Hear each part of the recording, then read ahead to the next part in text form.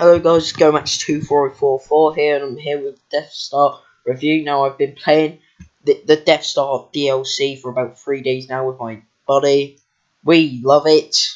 However, there are some bits which I'm disappointed with, and some pointers to EA how they could improve the next DLC and how they can make this DLC now even better for our experiences and other people's experiences.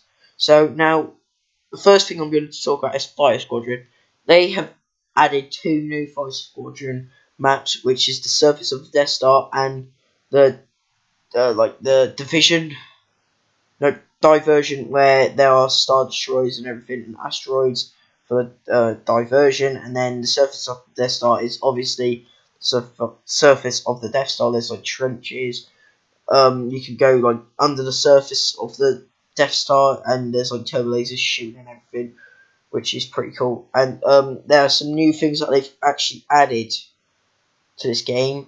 They've added like pickups, which aren't playable pickups, but you can like use them as friendlies, I guess. You pick them up, like the Y-wing and B-wing. That's for the rebels, and for the Imperials, it's the TIE Defender and TIE Bomber. Now, these are not playable characters, so don't go expecting, oh, we can play as TIE Bombers and Y-Wings as well. Yeah, that's what I thought when I first heard about this feature. I thought we were going to be able to play as Y-Wings, and I was quite disappointed when there were no Y-Wings involved. So they're just pickups, like thermal imploders, but you can't use them. They fly around on their own, and they shoot down other things, other fighter ships on the opponent's side, and you do get the kills for this, and you get points and vehicle damage and everything. So yeah, you do get kills, but everyone, including me and my friend, we wanted to get new starships in this thing. So EA, if you are watching this video, you probably aren't, but please add some new ships like the Y-wing or B-wing or something iconic, because I love the Y-wing. That is my favourite type of ship. And yeah, they've also changed some of the mechanics for the ship. So instead of the A-wing having a shield, it's now got a speed boost, which takes about 5 seconds to refresh after you use it. It's not like the TIE Fighter and TIE Interceptor speed boost, but you get the idea. It's like a short one. It's like a short burst of speed. It's very helpful when you're trying to kill people which are quite far away and you can't lock onto it. And for the TIE Interceptor, they've actually added like a laser barrage, where like your laser rounds, when you're like in a TIE Interceptor in space, they like explode on impact, which I think is pretty cool. They've also added like a cooldown on the soft lock on. So if you hold it over like a maximum time, it does a little noise like deep doop, and that means that you can't lock on for like 2 to 4 seconds. I think it's 4 seconds. But yeah, I think that's a good add to the game, because it means that people aren't constantly locking onto you and trying to shoot you down. Because I've been dying quite a lot and very fast, which is kind of annoying, I guess. For some people, it's quite annoying. And yeah. So that's it for like the fighter squadron, like air vehicles. So there's pretty cool stuff. They haven't changed anything apart from the X-Wing and the TIE Fighter. That's the same, which I think is good. And now let's talk about the new game mode, Battle Station. Now, Battle Station, right, is a 3-stage game mode. The first stage, you're like flying around in space. Second stage, you're inside the Death Star. And then third stage, you are playing on the surface of the Death Star, trying to blow it up. So I'm gonna make a more a guide for that game mode. So in case people get the Death Star DLC 2 weeks later, because if you don't have a season pass, you get it 2 weeks later. So I'll make a guide of that, so everyone knows what the heck they're doing when they're playing on this game. And yeah, that's pretty cool. Now, some of you guys who have watched the trailer are like, oh, R2, can he kill people? No, we cannot kill people. However, is a very good supporting role, and you need to use him to get to the final stage of Battle Station. He can shock people, so he can't kill people, he can shock them, so that gives the advantage to your teammates. And he also has Destruction, Steam that comes out of him. And then he has something else which I can't really remember, but it's something cool. I haven't used him that much, I've only used him once, and I thought he's pretty cool. I'm actually kind of glad that EA and DICE decided not to make him a ruthless killer, because when I grew up watching Star Wars, I was like, oh yeah, R2 is such a nice guy, never kill anyone, he's so innocent and all that stuff, so I'm glad they didn't actually make him a ruthless killer like they've made some other people in this game. Now the new heroes, I'm going to talk about the new heroes, yes, including the Starfighter heroes.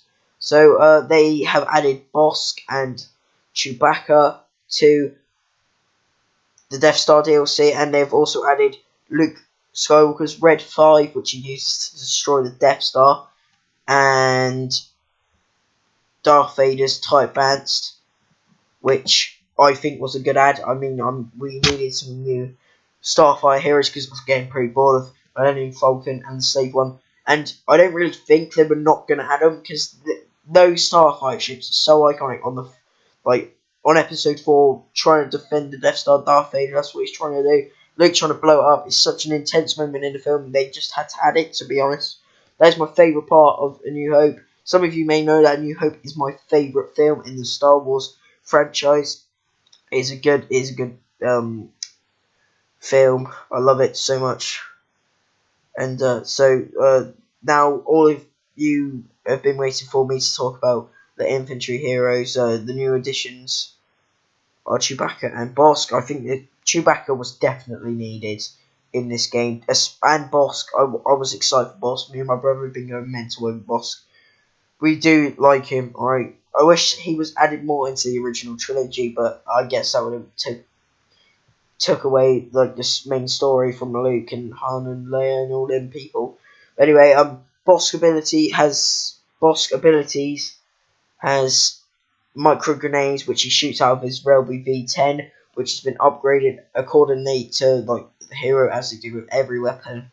He's also got like reptilian vision, so he can tell what's hot and what's cold and all that stuff. And he's also got a toxic escape, which he doesn't jump, and it's like a Dioxis grenade, but it shoots out like the Bacta bomb used to do.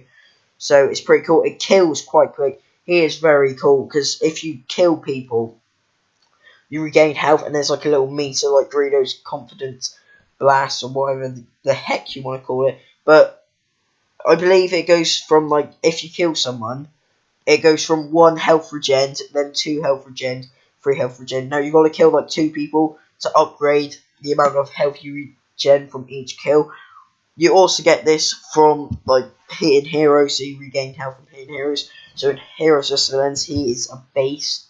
Now he is definitely better than Chewbacca now, because I'm going to tell you about Chewbacca's abilities, and you'll understand why. So he is wielding the bowcaster, which has already been added into this game.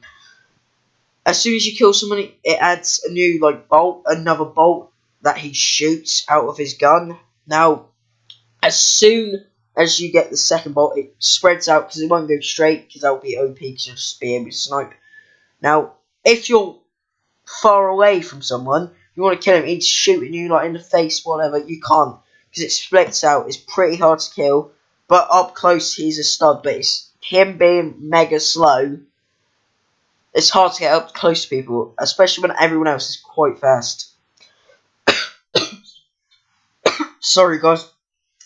His abilities are like a double up bolt. So if you have like 4 bolts, which is the maximum bolts you can shoot at once with Chewbacca's level thing, which is like Bosk and other people's, you can double it up, so you can have 8 bolts shot at once, which is pretty mental, but it's like in a limited time limit. And he also has like a ground slam where like there's a radius where if you slam down and you're inside that radius as a rebel, no, Imperial, you will fly away and you'll get killed. I have killed 5 people once with that. It's pretty good. I enjoy that lots.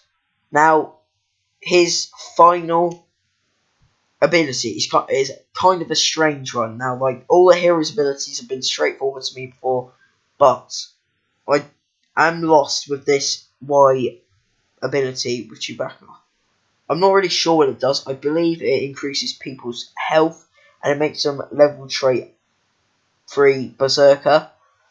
But I'm not really sure, so I'm going to leave that and I'm going to make a more in detail video about the heroes, about each one. I'm going to make a Chewbacca vs Bosk and whatever like that video. Now, the 5 maps they've created, 2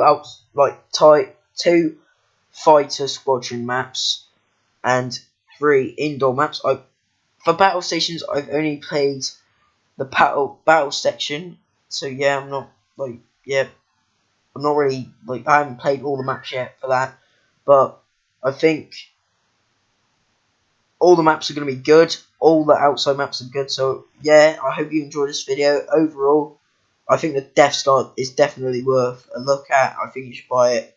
So yeah, enjoy this video. If you did, leave a like, share, subscribe. Thank you. Bye guys. Have a good day.